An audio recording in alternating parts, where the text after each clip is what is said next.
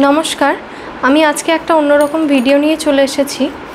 বর্তমানে indoor plant দিয়ে বাড়ি সাজাতে কম বেশি সবাই পছন্দ করে, কিন্তু সমস্যা যেটা হয় যে পাতা নেতিয়ে যাচ্ছে, গাছ মরে যাচ্ছে।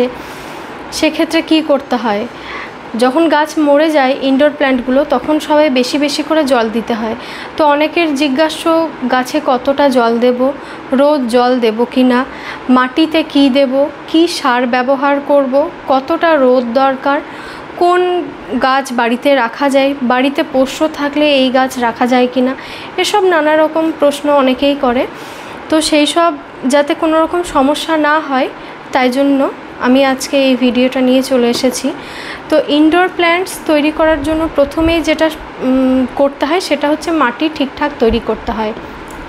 ইনডোর মানে বাড়িতে রোদ বেশি পাওয়া যায় না, মানে বাড়িতে রোদ ঢোকে না, কিন্তু বাড়িতে যাদের গাছ রাখার শখ, যেমন আমারই, বাড়িতে রোদ আসে না কিন্তু গাছ রাখার আমার ভীষণ রকম শখ। তো সেক্ষেত্রে কি করব আমরা? সেক্ষেত্রে যেটা করতে হয়, মাটিটা ঠিকঠাকভাবে তৈরি করতে হবে। মাটি এমনভাবে তৈরি করতে হবে যাতে গাছের গোড়ায় জল না জমে থাকে।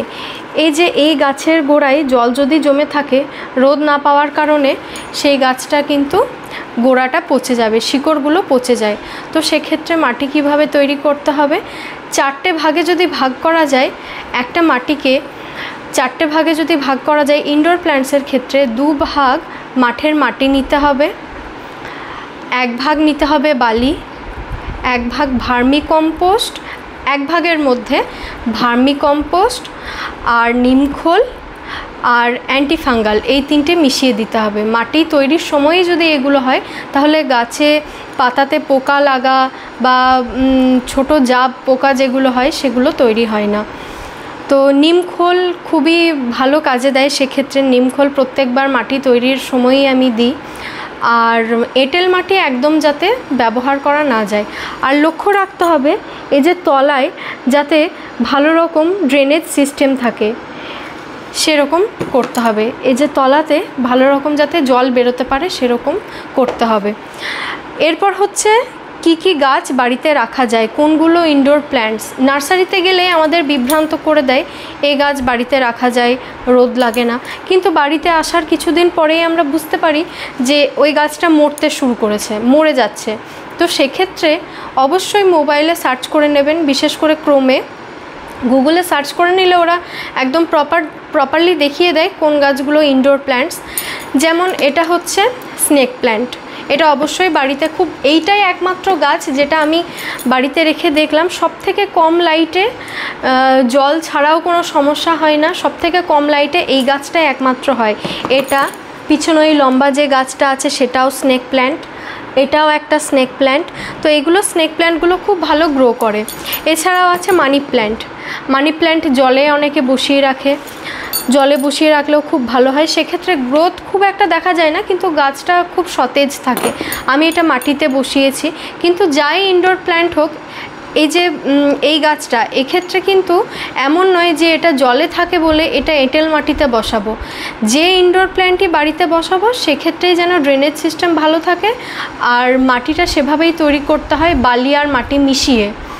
গোবর সার অনেকে ব্যবহার করে কাঁচা বা ভেজা অবস্থায়। গোবর সার কখনোই কাঁচা বা ভেজা অবস্থায় ব্যবহার করা উচিত নয়, এটা ফাঙ্গাস হয়ে যায়। অ্যান্টিফাঙ্গাল অবশ্যই ব্যবহার করতে হয় যদি গোবর সার ব্যবহার করা হয়। এটা হচ্ছে হোয়াইট মানি প্ল্যান্ট, এটাও বাড়িতে খুব ভালো গ্রো করে। এছাড়া বাড়িতে পোষ্যর ক্ষেত্রে আমি বলি, যদি বাড়িতে পোষ্য বা একদম ছোট বাচ্চা থাকে, তাহলে এই জাতীয় গাছ একদম রাখবেন না। এটা হচ্ছে ডিফেনব্রাকিয়া। এই পাতা যদি বাড়ির পোষ্যরা খেয়ে ফেলে তাহলে কিন্তু মৃত্যু ঘটতে পারে। আর ছোট বাচ্চাদের ক্ষেত্রেও কিন্তু র্যাশ, বমি বা লুজ মোশন এগুলোও দেখা দিতে পারে। এই ধরনের গাছ বড়দের বা যে কোনো মানুষেরই স্কিনে যদি লাগে, ইচিং প্রবলেম হয়, বিশেষ করে যাদের অ্যালার্জি আছে তারা কিন্তু এই গাছ থেকে দূরে থাকবেন। আমার 2টো ভ্যারাইটি আছে ডিফেনব্রাকিয়ার, এটা আর একটা ভ্যারাইটি। এটা সবথেকে বেশি বিষাক্ত, এই পাতাটা সবথেকে বেশি বিষাক্ত। যখন ধরবেন বা করবেন খুব সাবধানে ধরবেন যাদের অ্যালার্জি রয়েছে। এছাড়াও কিছু অ্যালোভেরা আছে যারা বাড়িতে ভালো গ্রো করে। এটা একটা অ্যালোভেরা, যেটা বাড়িতেই খুব ভালো গ্রো করে। একটু লাইটে রাখতে হয়, কিন্তু রোদ পায় না বাড়িতে, তবুও খুব ভালো গ্রো করে। এটা হচ্ছে অ্যাগ্লোনিমা, এটাও ডিফেনব্রাকিয়ার একটা ভ্যারাইটি, কিন্তু পাতাটার এত সৌন্দর্য আমি বাড়ির ভিতরে না রেখে পারি না। এটা আমি কাটিং করে দুটো করেছি, দুটো টবে রয়েছে। এই গাছটা খুব ভালো গ্রো করে। আর এছাড়া এই যে মানি প্ল্যান্ট খুব ভালো বাড়িতে গ্রো করে, জলে বসিয়ে রাখলেও হয়। এটা হচ্ছে সিনগোনিয়ামের একটা ভ্যারাইটি। সিনগোনিয়ামের প্রচুর ভ্যারাইটি আছে, তবে অনেক গাছ আছে যেগুলো সিনগোনিয়াম পাতার মতো দেখতে, কিন্তু সিনগোনিয়াম নয়। সেক্ষেত্রে বলে রাখি, সিনগোনিয়াম বলে গতিয়ে দিলেও আপনারা একটু গুগলে, এখন তো গুগল লেন্সের ব্যবস্থা আছে, গুগল লেন্সে যেন আপনারা একটু সার্চ করে দেখে নেবেন ওটা আদৌ সিনগোনিয়াম কিনা। মানে সিনগোনিয়াম পাতার মতো ভীষণ সরু, কিন্তু বলবে সিনগোনিয়াম, আসলে ওগুলো সিনগোনিয়াম হয় না, ওগুলো আলাদা একটা প্রজাতি হয়। এছাড়াও ক্যালাডিয়াম, মানে কচু পাতার মতো দেখতে, কচুর পাতারই প্রজাতি, কিন্তু বিভিন্ন রঙের হয়, ছিটে ফোটা হয়, কোনোটা পলকা ডট যেটাকে বলে, কোনোটা রেড কালারের হয়, প্রচুর ভ্যারাইটি হয় ক্যালাডিয়ামও ইনডোর প্ল্যান্ট। এছাড়া স্পাইডার প্ল্যান্ট আছে, টার্টেল ভাইন আছে, অ্যারোহেড সিনগোনিয়াম আছে, ড্রেসিনা আছে, এগুলো প্রচুর রয়েছে। বেবি টিয়ার্স আছে, যেগুলো হ্যাঙ্গিংয়ে খুব ভালো লাগে। তো এই গাছগুলো আপনারা বাড়িতে লাগাতে পারেন। আর একমাত্র এই স্নেক প্ল্যান্ট ছাড়া বাকি সবেরই কিন্তু মোটামুটি একটু আলো চাই, সপ্তাহে একদিন একটু ব্রাইট লাইট বা একটু রোদ আসে সকালে 1 ঘন্টা, সেরকম জায়গায় রাখতে হয় গাছগুলো। এবার গাছের ক্ষেত্রে বাড়ির ভিতরে গাছ সতেজ থাকবে কিভাবে? প্রথম যেটা করতে হবে, বর্ষাকালে বাড়িতে তো বৃষ্টির জলের বালাই নেই, তো সেক্ষেত্রে বর্ষাকালে আমি যেটা করি, ছাদে একটা বালতি রেখে দিয়ে চলে আসি, সেই বালতি থেকে জল, অবশ্যই দেখুন বলবেন আপনারা যে এটা এত খাটনি কে করবে, কিন্তু গাছের যদি সত্যি শখ থাকে এগুলো একটু করাই যায়।